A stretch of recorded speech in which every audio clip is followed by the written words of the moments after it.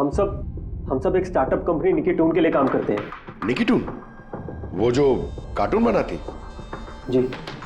आप लोग हैं कौन और यहाँ पे क्या कर रहे हैं? निखिल सर हमारे बॉस थे। उन्हें यूएस से एक बहुत बड़ी कंपनी का ऑफर आया था। वो तो इतने खुश थे। इनफैक्ट हमारे साथ सेलिब्रेट करने के लिए उन्होंने ये पार्टी रखी और 2 दिन बाद तो वो यूएस से भी जाने वाले थे, लेकिन पता नहीं है सब कैसे।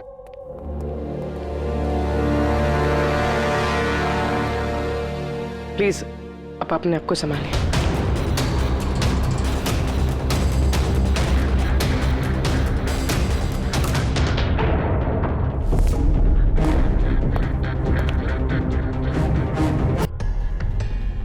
इतने सारे वार हुए हैं इस पे, ये हिला तक नहीं, कुछ स्ट्रगल वगैरह नहीं किया इसने? हाँ यार, ये तो अजीब है, लेकिन इससे भी अजीब एक और बात है। तुम यहाँ पर कुछ महक नहीं आ रही? कुछ अजीब तरह की स्मेल? अजीब सी स्मेल है थोड़ी सी। हाँ, ये एक खास तरीके का केमिकल है। और देखो, ये जो इसकी नाक की हड्डी है ना, ये बुरी तरह से टूट गई है। और ये इसकी खाने की नली भी बुरी तरह से डैमेज है।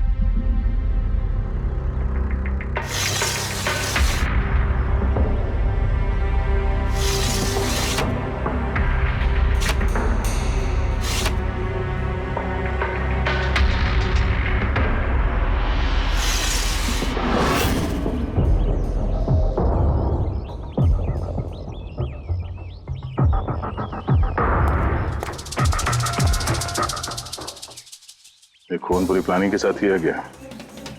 ये देखो, ये वैक्स इस शटर के लॉक पर लगा दिया गया था ताकि लॉक ठीक से बंद ना हो और खूनी आसानी से अंदर आ सके। तो मतलब कातिल यहाँ से आए?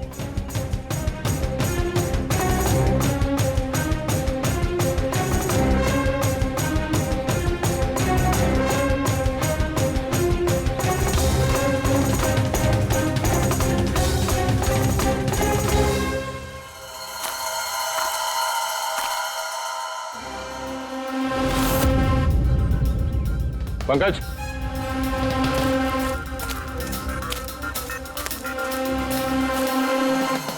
जूतों के निशान। सर, देखने से तो कम 11 नंबर का लगता है। एक काम करो, प्लास्टर पेरिस लेके आओ और जूतों के निशान का ये कास्ट बनाओ।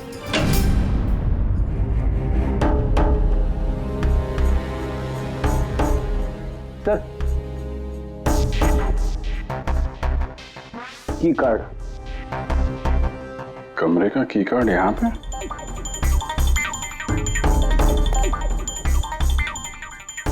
कार्ड तो पहले से है।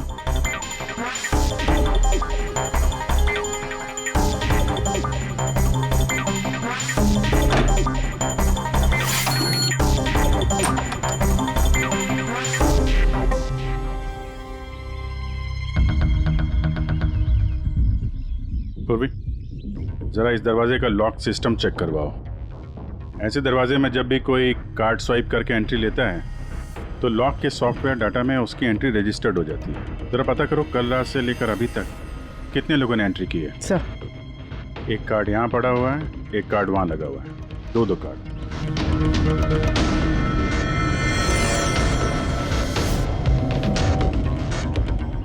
इतनी बड़ी लापरवाही! आप की कार्ड कैसे खो सकते हैं? आपको पता है कि आपकी इस लापरवाही की वजह से हमारे होटल का कितना नाम खराब हो रहा है? मैडम, मैं मास्टर की हमेशा संभाल कर ही रखता हूँ और कल मैंने जब सारे कमरे साफ किए तब भी मेरे पास ही थी, लेकिन जब मैं कीर्ति मैडम का रूम क्लीन करने गया उसके बाद से मिल ही नहीं रहा। पता नहीं कहाँ गिर गई। कहीं ये तो नहीं है वो मास्टर कार्ड? नहीं सर, ये वो मास्टर कार्ड नहीं है। कमाल है, आपने एक झलक में पहचान लिया ये वो कार्ड नहीं है। सर, जो हमारे मास्टर कार्ड्स होते हैं उन पे लिखा होता है मास्टर कार्ड्स और वो वाइट कलर के होते हैं। और सर, ये तो एक नॉर्मल की कार्ड है, ये हम सिर्फ अपने गेस्ट को अलॉट कराते हैं। आई सी।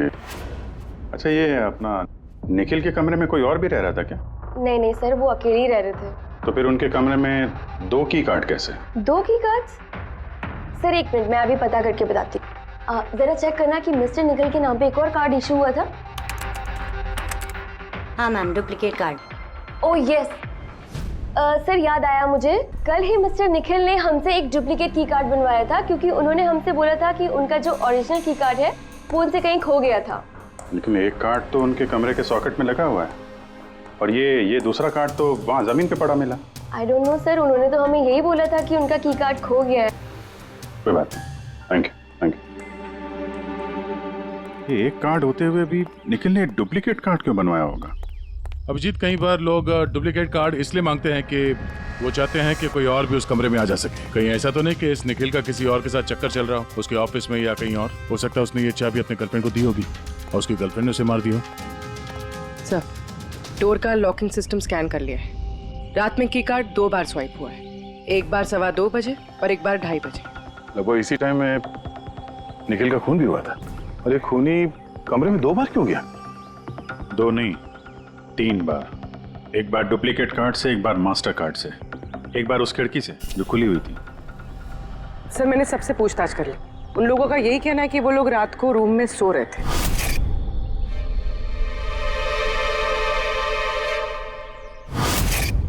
सब लोग सो रहे थे, तो फिर वो 3 लोग कौन है जो निखिल के कमरे में घुसे थे?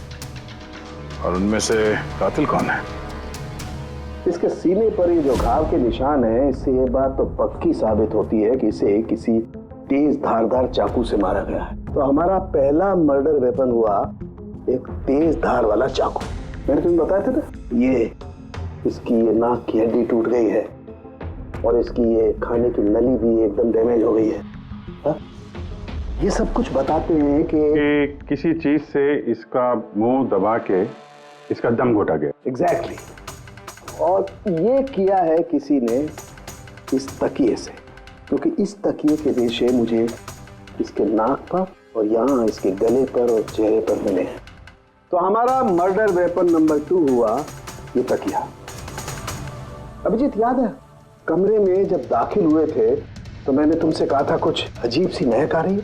हाँ, आपने बोला था वो कुछ केमिकल की बू जैसे। एग्जैक्टली अभिजीत, और वो केमिकल है डायबिटीज की दवाई, जो डायबिटीज के पेशेंट अक्सर इंजेक्शन के जरिए लेते हैं। ये देखो यहाँ। मुझे नहीं लगता है इसको डायबिटीज थी। ये जो इंजेक्शन है ये किसी नौसिखिए ने दिए हैं। उसने डायबिटीज की दवाई इसे सिर्फ मारने के लिए दी है। सर, कहीं वो केमिकल तो नहीं जो डायबिटीज के मरीजों के लिए तो दवा है, लेकिन अगर नॉर्मल इंसान को इसका ओवरडोज दिया जाए तो उनकी जान भी जा सकती है। एग्जैक्टली। इन तीनों तरीकों में से किसी एक तरीके से इसे मारा जा सकता था, तो फिर खूनी ने तीनों तरीकों का इस्तेमाल क्यों किया इसे मारने के? क्योंकि कातिल भी एक नहीं 3 है। क्या? चलो मान लेते हैं कि इस आदमी को 3 अलग अलग तरीके से मारा गया है, तो अब पता कैसे चलेगा कि किस तरीके की वजह से इस आदमी की मौत हुई? यही सबसे बड़ी गुत्थी है बॉस, जिसे सुलझाना भी बाकी है। तो ये पार्टी खुद निकल नहीं दी थी? जी सर, एक्चुअली उसे यूएसए से एक बहुत अच्छी जॉब ऑफर मिली थी, तो बस उसी को सेलिब्रेट करने के लिए उसने हम सब के लिए ये गेट टुगेदर रखा था। पूरा स्टाफ, निखिल का पूरा स्टाफ आया था यहाँ पे? जी, निखिल सर की टीम के सभी लोग यहाँ मौजूद हैं। निखिल ने अपने रूम की डुप्लीकेट की बनवाई थी, जबकि उसके पास ओरिजिनल की भी थी। इसके बारे में कोई कुछ जानता है? जी मैम, इसके बारे में तो हम कुछ नहीं जानते। अच्छा, उसका किसी के साथ कोई अफेयर चल रहा था क्या? अफेयर? निखिल का तो एक ही अफेयर था। किसके साथ? अपने काम के साथ सर। वो इतना मनी माइंडेड और एम्बिशियस था कि हर वक्त सिर्फ काम काम और काम।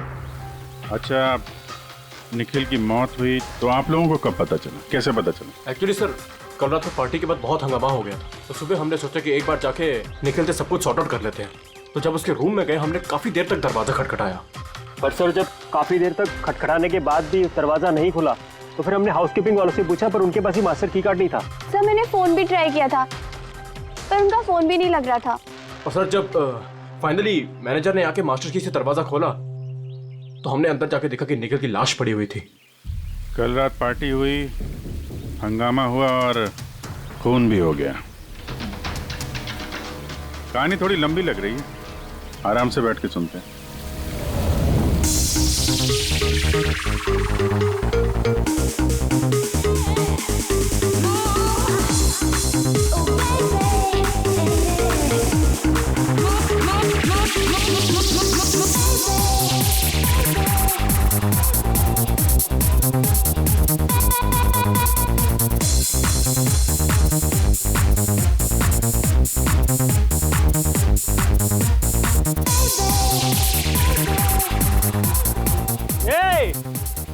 Everyone, everyone, I want to raise a toast here.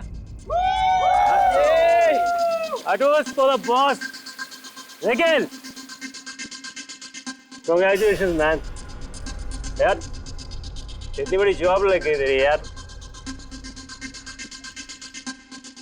Thanks. सिर्फ थैंक्स. अरे तो बोलना क्या चाहिए तुझे?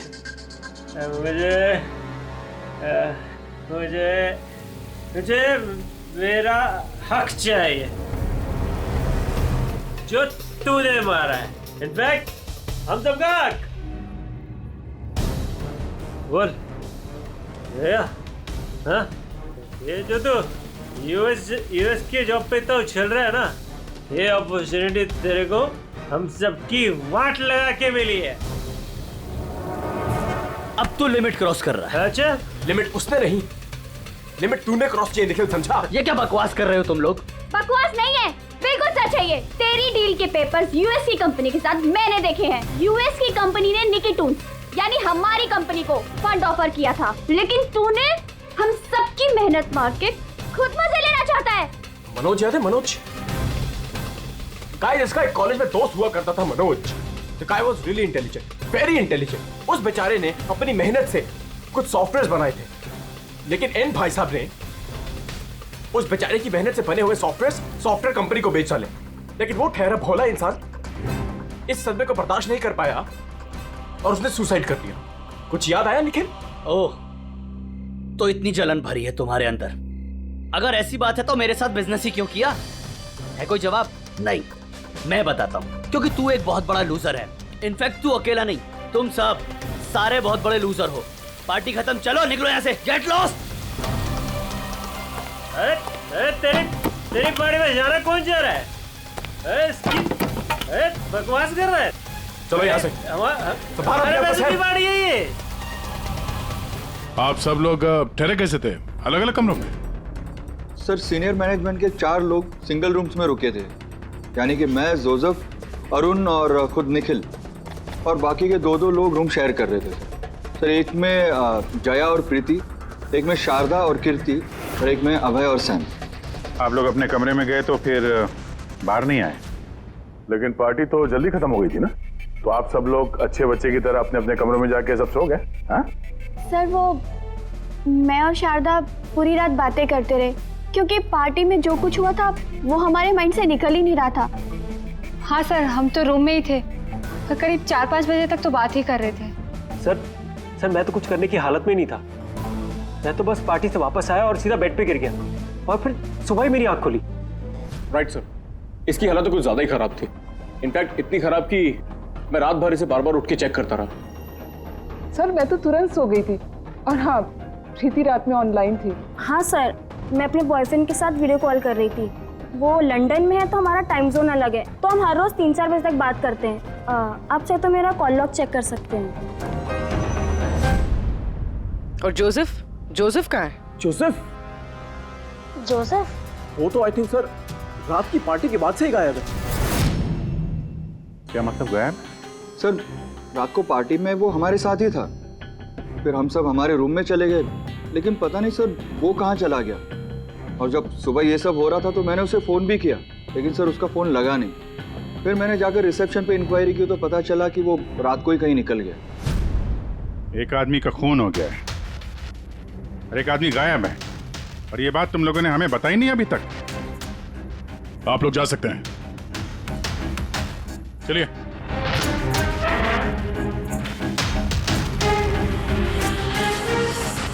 सर, मुझे तो लगता है सब के सब झूठ बोल रहे हैं. जब तक असली कातिल सामने नहीं आ जाता, ये सब शक के घेरे में है. भाई, इसके सीने पर जो ये घाव के निशान है ना, ये भी अपने आप में एक गुत्थी है. ये देखो, ये घाव देख रहे हो इसके सीने पर? ये 2 घावों की दूरी समान है. और एक बात, ये घाव में ये अंदर की तरफ धारदार निशान है और बाहर की तरफ ब्लंट है, कुंद है. डॉक्टर साहब, चाकू के निशान तो ऐसे ही होते हैं ना, मतलब एक तरफ कुंद और दूसरी तरफ धारदार. हाँ दया, होते हैं. चाकू के निशान भी ऐसे होते हैं, लेकिन इस केस में ऐसा नहीं. और इस केस में ये जो दोनों के दोनों घाव के निशान में एक बराबर की दूरी है, वैसा चाकू के निशान में नहीं हो सकता। तो मुझे लगता है ये घाव किसी कैंची के हैं, कैंची जिसमें धारदार हिस्सा अंदर की तरफ होता है और ब्लंट हिस्सा बाहर की तरफ होता है। और ये कैंची भी कोई साधारण ऐसी वैसी कैंची नहीं है। सर ये कैंची बाहर गार्डन में बुशेस में मिली है।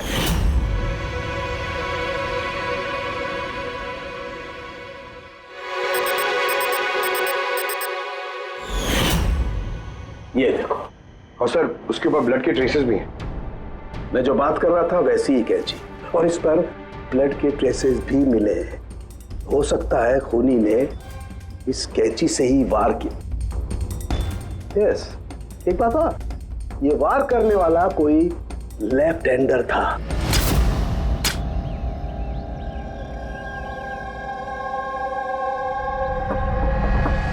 ये देखो, जब कोई आदमी बाएं हाथ से वार करता है तो घाव दाईं तरफ जाता है, और अगर दाईं तरफ से वार करता है तो घाव बाईं तरफ जाता है। इसका घाव दाईं तरफ गया हुआ है, इसीलिए मैं कहता हूं कि जिस किसी ने भी वार किया है वो लेफ्टी कपूर। एक बात और, जिस किसी ने वार किया है कोई आदमी है, क्योंकि इतनी बार इतना गहरा घाव, लगभग 7 इंच गहरा घाव, इसके लिए तो बहुत ताकत चाहिए। एक कातिल लेफ्ट हैंडेड ताकतवर आदमी है और उसके जूते का साइज 11 है। चलो पहले कातिल के बारे में कुछ तो पता चला।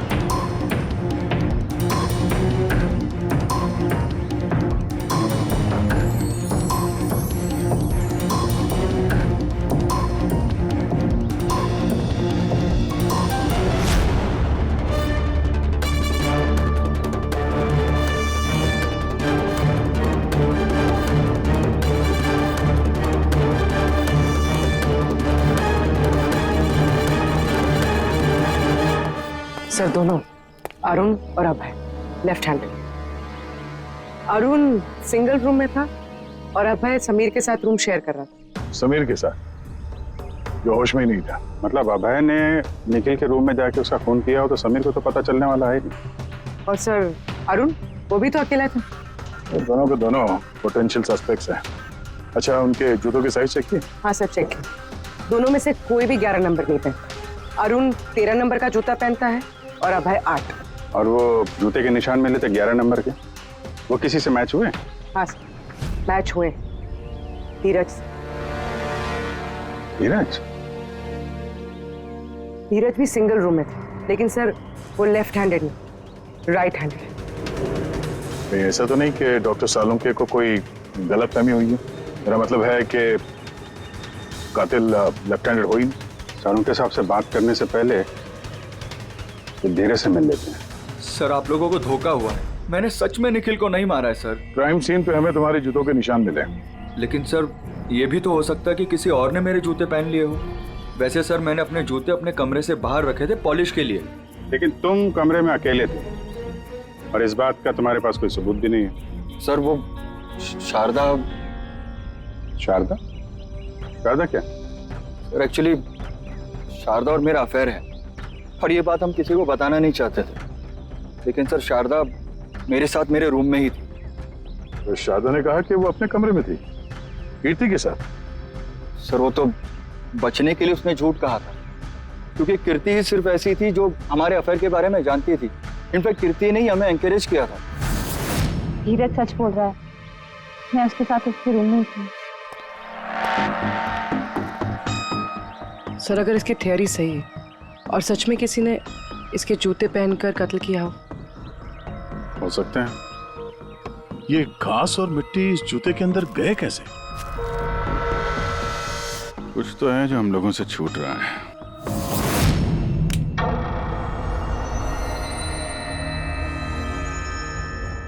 निखिल का खून अभय कर सकता है। अभय? हाँ। कैसे सर? जरा सोचो पूर्वी। अरुण जिसके जूतों की साइज 13 है, इसलिए अरुण धीरज के जूते नहीं पहन सकता क्योंकि धीरज के जूते की साइज 11 है। अरुण के पैर धीरज के पैरों से बड़े हैं। मगर अभय जिसके जूतों की साइज 8 है, मतलब जिसके पैर छोटे हैं, वो धीरज के जूते पहन सकता है। अभय धीरज के जूते पहनकर निखिल का खून कर सकता है। अब रही बात उस निशान की, जब भी कोई छोटे पैर का आदमी बड़े पैर वाले जूते पहनकर चलने लगता है तो अपने शरीर का बैलेंस संभालने के लिए वो अपने बॉडी का प्रेशर, वजन का प्रेशर जूतों के आगे की तरफ देता है, और इसीलिए निशान भी वैसे आते हैं। समझ गए? दया, जरा अपने जूते पूर्वी को दो, चल के दिखाओ।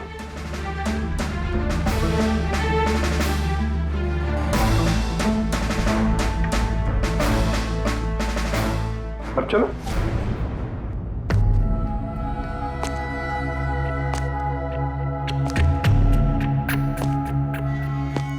हाँ सर, बैलेंस संभालने के लिए मुझे अपना प्रेशर आगे डालना पड़ रहा है। हाँ, इसीलिए वहां पे जो हमें जूतों के निशान मिले थे वो आगे की तरफ दबे हुए थे। मतलब 3 कातिलों में से एक कातिल है अभय। यानी पहले अभय ने निखिल के कमरे की खिड़की का लॉक अटका दिया, और जब रात को समीर नशे में चूर होकर सो गया, अबे बाहर गया, धीरज के जूते पहने,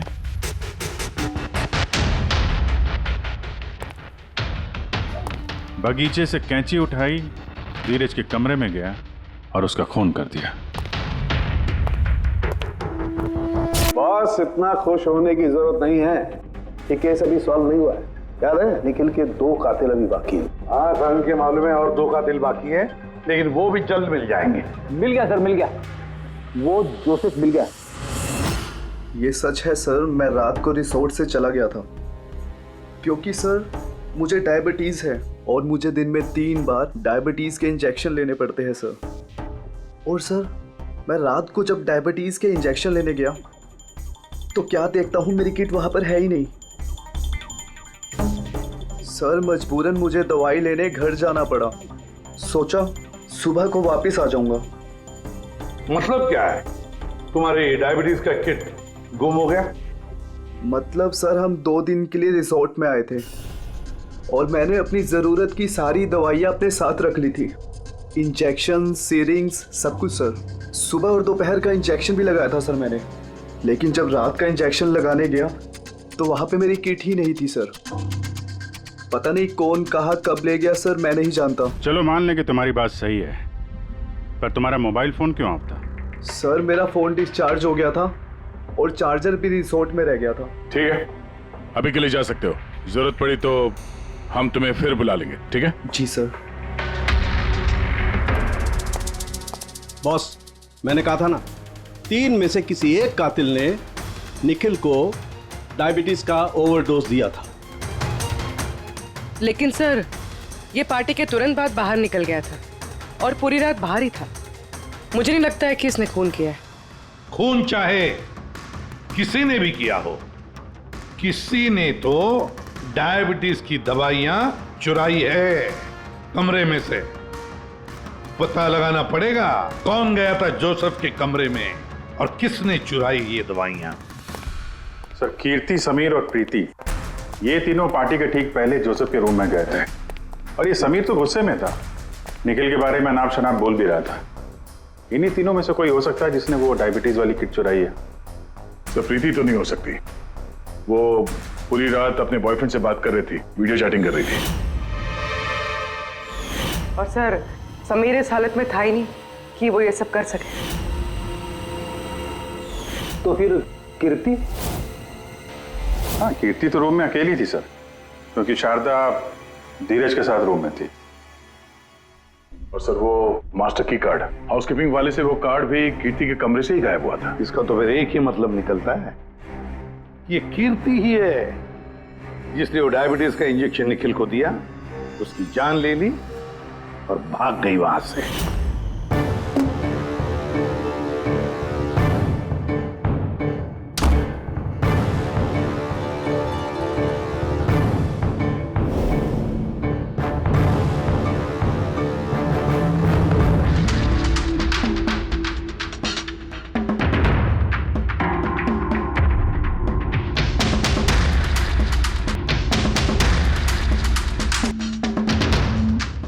सर 2 लोग तो मिल गए, अब ये तीसरा खूनी वही है ना जिससे निखिल का चक्कर। अब मेरा मतलब है जिसे निखिल ने डुप्लीकेट की कार्ड दिया था। तीसरा खूनी वो है जिसने तकिए से निखिल का दम घोटा, इससे उसकी नाक और सांस की नली टूट गई। लेकिन सर ये है कौन? मैं बताता हूं वो तीसरा आदमी कौन था। खून में जिस तकिए का इस्तेमाल किया गया था उस तकिए को मैंने बहुत बारीकी से चेक किया। अरे वैसे तो कपड़े पर से फिंगरप्रिंट उठाना बहुत ही मुश्किल काम है, प्रैक्टिकली नामुमकिन है, लेकिन अभी फिलहाल विदेश में एक नई टेक्निक का इस्तेमाल करने लगे जिसकी वजह से पॉसिबल हुआ। इसमें स्वर्ण भस्म का इस्तेमाल करके स्वर्ण भस्म वगैरह छोड़ दे यार, सिर्फ इतना बता तकिए पर से तूने फिंगरप्रिंट उठाए? मैंने कोशिश की लेकिन नहीं। तो फिर ये सब कहानियां क्यों सुना रहा है? अगर कुछ मिला नहीं है तो ये किसने कहा कि कुछ भी नहीं मिला? तूने तो अभी कहा। नहीं, मैंने ये कहा फिंगरप्रिंट्स नहीं मिले। यानी बॉस फिंगरप्रिंट नहीं मिलने के बावजूद मुझे तकिए पर से बहुत कुछ मिला है। एक तो मुझे उस तकिए पर से किसी की चमड़ी के बहुत छोटे छोटे रेशे मिले जिसे मैंने डीएनए टेस्ट के लिए भेज दिया। और उस तकिए को जब मैंने और ज्यादा चेक किया तो मुझे उस पर से मिला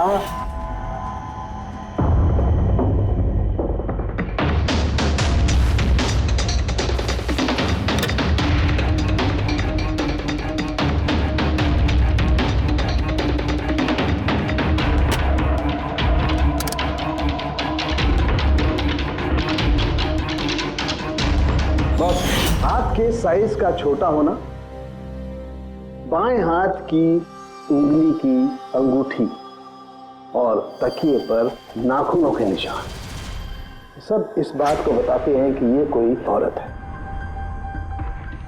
देखा सर, मैंने कहा था ना निखिल का कोई चक्कर है औरत के साथ। तो कौन हो सकती है? ये लोग हाथ के निशान से उन लोगों के निशान मैच करके देखेंगे ना। नहीं सारंगी, उससे कुछ नहीं होगा, उससे कुछ नहीं होगा। अब देख, ये धीरज शारदा के साथ अपने कमरे में था। जोसेफ वो तो रिसोर्ट में था ही नहीं। कीर्ति ने डायबिटीज की दवाई की इंजेक्शन से निखिल को मार डाला। अब निखिल को कैंची से मारा, कैंची से। जया तो सो रही थी रिसोर्ट में अपने कमरे में, प्रीति वीडियो कॉलिंग पर लगी रही थी, समीर तो पी के दूध था। तो इन सब में बचता है अरुण, जिसके पास कोई सबूत नहीं, जो कहता है कि वो अपने कमरे में अकेले ही था। अरुण? लेकिन बॉस खूनी तो कोई औरत है। तभी तो सारंगे, तभी तो इनमें से किसी के भी हैंडप्रिंट्स मैच नहीं होंगे, किसी के भी हैंडप्रिंट्स मैच नहीं होंगे, क्योंकि कातिल इनमें से कोई है ही नहीं। इनमें से कोई है ही नहीं, वो तो कोई और ही है, और मुझे मालूम है वो कौन है।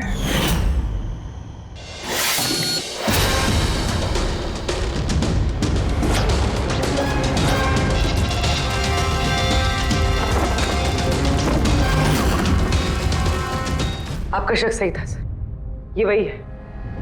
निखिल की वजह से उसके जिस दोस्त मनोज ने खुदकुशी की थी, उसकी गर्लफ्रेंड। मनोज की गर्लफ्रेंड? लेकिन निखिल ने उसे की कार्ड क्यों दिया? दिया नहीं, वो की कार्ड उसने खुद बनाया। निखिल के कमरे का की कार्ड कभी खोया ही नहीं था ना। निखिल ने छाया से कहा कि उसके कमरे का डुप्लीकेट की कार्ड बनाकर देंगे। वो डुप्लीकेट की कार्ड तो छाया ने बनवाया खुद। अपने आप और फिर निखिल के कमरे में जाकर निखिल को मार डाला। अपने मंगेतर मनोज की मौत का बदला ले लिया उसने, बदला ले लिया। जी सर, आपने हम लोगों को बुलाया? जी हां, आप लोगों को हमने इसलिए बुलाया क्योंकि खूनी का पता चल गया है। आपको पता चल गया सर? कौन है वो? आपको बहुत जल्दी है जानने की, कीर्ति जी। सर वो तो मैं ऐसे ही पूछ रही थी। वैसे सर अभय, आपको क्या लगता है कातिल कौन है? सर ये मैं कैसे बता सकता हूँ, ये तो आप जानते होंगे ना। हम तो जानते ही हैं, आप भी अंदाजा लगाइए। मिस छाया, आप कुछ अंदाजा लगा सकती हैं? अब मैं क्या अंदाजा लगा सकती हूँ? देखिए प्लीज आप जल्दी कीजिए, मुझे निकलना है, बहुत जरूरी काम है। अरे हाँ, आप तो जल्दी में ही होंगी। जैसे कत्ल की रात थी, निखिल का तकिए से खून करने के बाद जल्दी जल्दी में वहां से निकलते वक्त आप ये डुप्लीकेट कार्ड की वहां बोलें। कुछ याद है आपको? ये क्या बोल रहे हैं आप? मैं उसका खून क्यों करूंगी? मैं तो उसको जानती तक नहीं हूँ। ऑफ कोर्स आप उसको जानती हैं। तुम्हारे बॉयफ्रेंड ने कुछ साल पहले इस निखिल की वजह से खुदकुशी की थी ना, उसी का बदला ले रही हो ना तुम। इसका मतलब मनोज इसका बॉयफ्रेंड था? गाइस, इसका एक कॉलेज में दोस्त हुआ करता था Manoj. The guy was really intelligent, very intelligent। उस बेचारे ने अपनी मेहनत से कुछ सॉफ्टवेयर बनाए थे, लेकिन एन भाई साहब ने उस बेचारे की मेहनत से बने हुए सॉफ्टवेयर कंपनी को बेच डाले। इस सदमे को बर्दाश्त नहीं कर पाया और उसने सुसाइड कर दिया। इसका मतलब निखिल का खून भी इसी ने किया है? 3 लोगों ने मारा है निखिल को, 3 लोगों ने, और वो सब तुम में से ही कोई है। ये क्या कह रहे हैं सर आप? वही जो आपने सुना। पूछिए मिस्टर अभय और मिस कृति से। क्यों अभय? वैसे हमें सबूत तो मिल गए, लेकिन तुम लोग अपना गुनाह खुद कबूल करोगे या पूरी कहानी हम ही लोगों से सुनोगे? बताता हूं सर। इस निखिल ने हमें बहुत बड़ा धोखा दिया था सर, इतना बड़ा धोखा कि मैं उसे अपने दिमाग से निकाल नहीं पाया। बस उसी के कारण उसे जो यूएस की अपॉर्चुनिटी मिली थी, उस सब में हम सबकी मेहनत थी, और वो हमारा हक मारकर अकेले मजे लेना चाहता था। चलो अच्छा है कि तुम सभी ने अपना गुनाह कबूल कर लिया। तीनों को अरेस्ट कर लो। लेकिन सर आप हमें इस तरह से अरेस्ट नहीं कर सकते हैं। दिमाग तो ठिकाने पे है तुम्हारा। तुम सब के खिलाफ सबूत है हमारे पास। सबूत? सबूत तो सर इस बात का होगा ना कि हमने उस पर हमला किया था। अब 3 अलग अलग लोगों ने अलग अलग तरीके से हमला किया था, तो तीनों तो खूनी नहीं हो सकते ना। खूनी वो होगा जिसने सबसे पहले हमला किया होगा, और बाकी के 2 उन्होंने लाश पे हमला किया होगा। तो अब जब तक आप ये प्रूव नहीं कर लेते कि सबसे पहला हमला किसने किया है, आप हमें गिरफ्तार कर ही नहीं सकते। और अगर गिरफ्तार कर भी लिया तो हम पे कोई केस नहीं लगेगा, क्योंकि किसी मरे हुए आदमी को कोई 3 बार मार ही नहीं सकता। कीर्ति, छाया, अभय, तुम तीनों में से निखिल का असली कातिल कौन है ये तुम जल्द बता देंगे। लेकिन एक बात अच्छी तरह से याद रखना, आज तक कोई भी गुनहगार हमारे इस पंजे से बचा नहीं है। अच्छी तरह से याद रखना।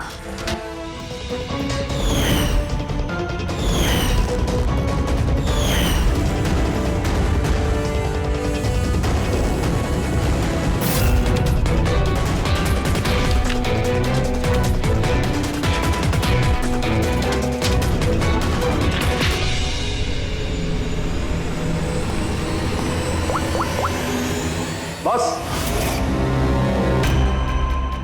निखिल पर 3 अलग अलग लोगों ने 3 अलग अलग तरीके से हमला किया। सबसे पहले आपकी बात करते हैं, कीर्ति, राइट? आपने निखिल को डायबिटीज की दवाई का ओवरडोज दिया, इंजेक्ट किया। आमतौर पर जब हम किसी को दवाई देते हैं या जहर भी देते हैं तो वो इस इंसान के पूरे शरीर में घुल मिल जाता है, खून के जरिए। दवाई या जहर पहले हार्ट तक पहुंचता है और फिर हार्ट उसे पंप करके पूरे शरीर में पहुंचा देता है। लेकिन ये दवाई जो आपने निखिल को दी, ये उसके पूरे शरीर में नहीं गई, बल्कि थोड़ी सी दवाई तो बाहर ही रह गई। क्यों? क्योंकि उसका दिल काम ही नहीं कर रहा था, हार्ट पंप ही नहीं कर रहा था, इसलिए उसने दवाई को पंप नहीं किया। मतलब जब आपने निखिल को दवाई दी तब तक निखिल मर चुका था। अब आप, क्या नाम आपका? अभय। अभय। अभय ने एक बड़ी सी कैंची से जबरदस्त वार किया उसके सीने पर, राइट? ऐसे में जब कोई आदमी जबरदस्त तरीके से किसी के सीने पर किसी धारदार हथियार से वार करेगा तो क्या होगा? खून का फव्वारा निकले। लेकिन निखिल के केस में ऐसा नहीं हुआ। खून के कुछ छींटे निकले और थोड़ा थोड़ा खून रिस के बाहर आ रहा था। क्यों? अगेन उसका हार्ट खून को पंप ही नहीं कर रहा था, और पंप इसलिए नहीं कर रहा था क्योंकि हार्ट काम ही नहीं कर रहा था। मतलब साफ है, आपने जब उसे कैंची से वार किया तब तक निखिल मर चुका था। मतलब ये है कि निखिल को सबसे पहले मारने वालों में न तुम थे अभय,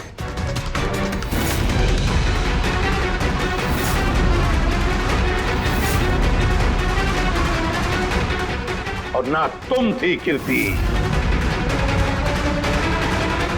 निखिल को पहले मारने वाली थी छाया। निखिल की जान ली छाया ने, तकिया मुंह पर दबाकर। क्यों छाया, और कोई सबूत चाहिए तुम्हें? सब कुछ साफ है।